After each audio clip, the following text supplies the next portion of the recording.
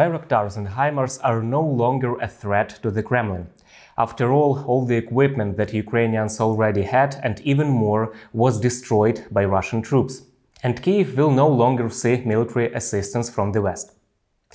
To stay warm, Germans heat their homes with wood, probably following the example of families of mobilized Russians from Yakutia. The latter had received firewood as compensation. Berlin residents have cut down almost all the trees in the Central Park. Very funny, Spanish satirical magazine El Jueves published a caricature of Zelensky on its cover. Find out about these and other creations of Kremlin propaganda in today's episode. Detector Media did all the dirty fact-checking work for you.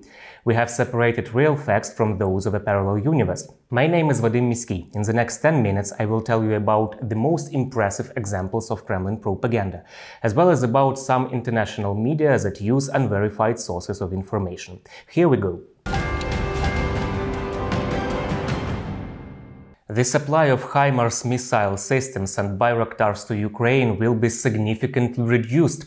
These messages are being spread by anonymous Telegram channels and pro-Russian media.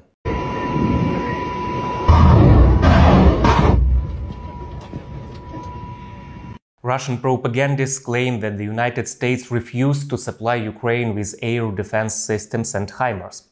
But this is not true. Currently, the Ukrainian army has more than 20 HIMARS in service. In early October, 4 more arrived in Ukraine.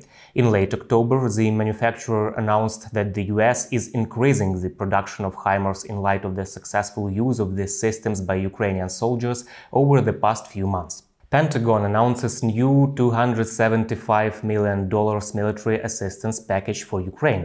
We know that Ukraine still needs even more long-range fires and air defense systems and artillery systems, along with other crucial capabilities. And I'm grateful to our many allies and partners who have raced to meet Ukraine's self-defense needs, often pulling from their own stocks or purchasing capabilities from domestic industry.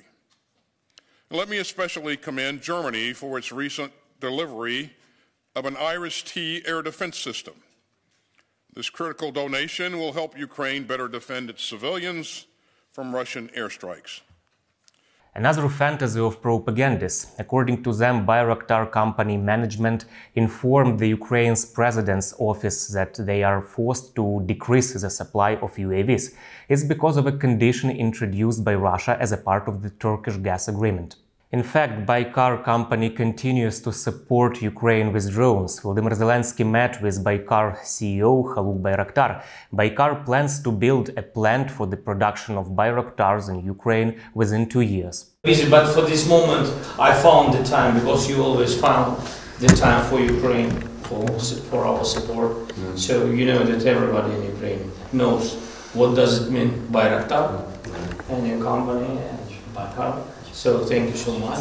Erdogan, thanks very much for your support, and people of Turkey for supporting this war against Russian occupation.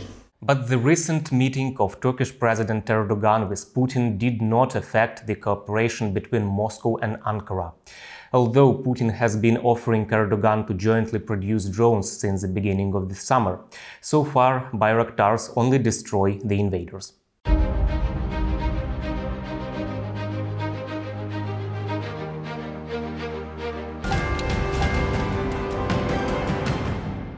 Ukraine is an American commercial enterprise. This fake is being spread by Kremlin propagandists on social media. They claim that it is proven by the fact that the Cabinet of Ministers of Ukraine is registered in the US Register of Private Companies, and therefore Ukraine cannot be considered a country. Hello, my friend. Hello. I'm fine. Stop fake fact-checkers have found out that the name Cabinet of Ministers of Ukraine does appear in the online database of the US Securities and Exchange Commission. That's because in 2009 the Cabinet of Ministers, represented by the Minister of Finance, acted as a guarantor of Ukrainian state-owned company Naftogaz. The Cabinet of Ministers of Ukraine has indeed been assigned a number, but this does not mean that the organization is private. The number is used to identify the person or organization that participated in transaction and take a look at its bidding papers. This particular fake has been circulated periodically on social media since at least January of last year. By doing so, propagandists try to prove that Ukraine is completely dependent on the West. Germans cut down almost all the trees in the Central Park of Berlin for firewood. This fake is spread on social media and pro-Russian media. Basically, it's about the Tiergarten Park. It is claimed that desperate Europeans believe this hasn't happened since the Second World War. This information is claimed to have been reported by Bloomberg UK. This is not true. On the contrary, the German chancellor said that Putin gas blackmail had no chance of succeeding. Russia under Putin is no longer a reliable trade partner. Putin hoped by turning off the gas he'd be able to blackmail us, but he miscalculated there as well. Because Europe stands together, and we as a country have made sure through the measures taken in recent weeks and months that we can say with optimism, together we will come through this winter. According to Stop Fake, there is no information about tree felling in the Bloomberg article. In fact, the Bloomberg article mentions that the Germans cut down trees in Tiergarten Park during the Second World War, not recently. The Germans are now focused more on how to warm Ukrainians than on how to warm themselves. After all, Russia is attempting to destroy Ukraine's energy system with missile strikes. The German president provided assistance just after his arrival in Kyiv. We handed over the so-called winter package, which consists of generators, special machines for processing wood for heating, and we also handed over mobile generators to maintain the power supply and heating. Russian propaganda systematically manipulates the topic of energy security in Western countries to make Europe stop helping Ukraine. The effect is the opposite. Ukraine will be rebuilt after the victory. Now is the moment to convene the brightest and best minds to provide expertise and recommendations to start rebuilding Ukraine. Now is the moment to use the world's collective knowledge to contribute to Ukraine's future. Now is the moment to develop the institutional framework to govern and deliver Ukraine's reconstruction. And now is the moment to discuss how Ukraine's future can be built and financed. Spanish satirical magazine El Jueves published a caricature of Zelensky on its cover.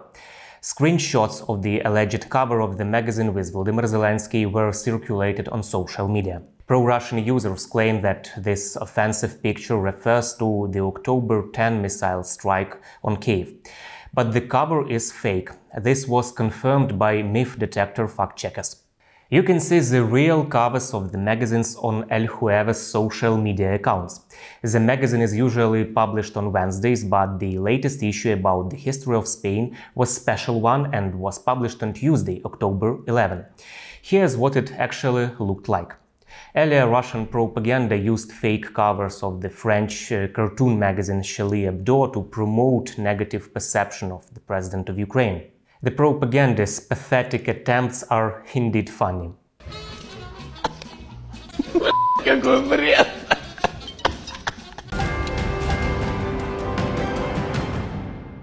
I believe such genuine laughter will allow Ukrainians to survive through the most challenging times. We will win both on the battlefield and on the information front. See you next time.